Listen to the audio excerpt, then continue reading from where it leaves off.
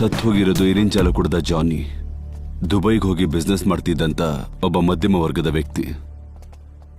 ಫ್ಲೈಟಿಂದ ಬಂದವನು ಮನೆಗೆ ಹೋಗ್ಬೇಕಿತ್ತು. ನಿಮಗೇನು ಅನಿಸ್ತಾ ಇದೆ? He's A carrier. ಆಕ್ಸಿಡೆಂಟ್ ನಡೆದಾಗ ಅಲ್ಲೊಂದು ಕಾರ್ ಇತ್ತಲ್ಲ, ಅದನ್ನ ತಗೊಂಡು ಹೋಗಿರೋದು ಬಂದು ಇಲ್ಲಿಂದಾನೆ. ನನಗೆ ನೆನಪಿಲ್ಲ. ನೆನಪಿಲ್ವಾ? ಕೇಳ್ದವ್ರಿಗೆಲ್ಲ ಕಾರ್ ಕೊಟ್ಬಿಡ್ತೀರಾ?